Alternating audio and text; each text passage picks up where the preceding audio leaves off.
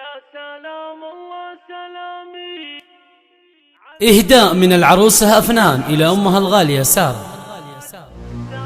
يا سلام الله سلامي على بنت الرجال سارة وهدي الشعر لعيونها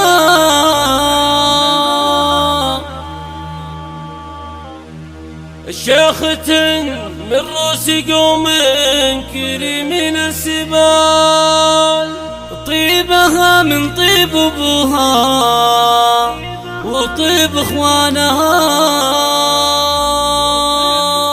يا سلام الله سلامي على بنت الرجال هذه سارة وهدي الشعر لعيونها شيخة من رؤوس قوم كريمين السبال طيبها من طيب ابوها وطيب اخوانها. سارة بنت الجود والطيب واجزل الخصال والطناخ والكرم والوفاء عنوانها شيخة على الف رجال بقوال وفعال الزيون افعالها والفخر مضمونها ومعجب هيبة الغيد وزينة الجمال كاملة ومكملة في حلاها ولونها ماخذة عذب الوصايف مع الطبع الزلال والذرابة والثقل والنقا مضمونها بنت مطنوخ نينوش الصعيبة الطوال شيخ عز المرقبة فوق متن مزونها نعم في آل احضر مهلها العليا يقال والفعايل شاهدة لو بغوا يخفونها آل احضر مساسها عز وتم في كل حال امها الطالات والنادرة يجلونها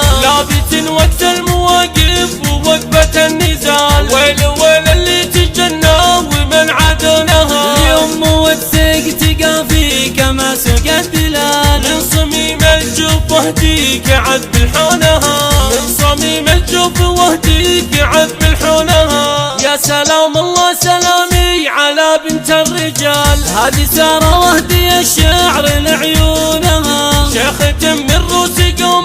كريمين السبال طيبها من طيب ابوها وطيب اخوانها. سارة بنت الجود والطيب واجزل الخصال والطناخ والكرم والوفاء عنوانها شيخة على الف رجال بقوال وفعال الزيون افعالها والفخر مضمونها ومعجب هيبة الغيد وزينة الجمال كاملة ومكملة في حلاها ولونها ماخذة عذب الوصايف مع الطبع الزلال والذرابة والثقل والنقا مضمونها بنت مطنوخ نينوش الصعيبة الطوال شيخ عز المرقبة فوق متن مزونها نعم في آل احضر مهلها العليا يقال والفعايل شاهدة لو بغوا يخفونها آل احضر مساسها عز وتم في كل حال امها الطالات والنادرة يجلونها لابت وقت المواقف ووقفة النزال ويل ويل اللي تجنى ومن عدونها اليوم وتسيق تقافي كما سوق الدلال من صميم الجوف وهديك عذب الحونها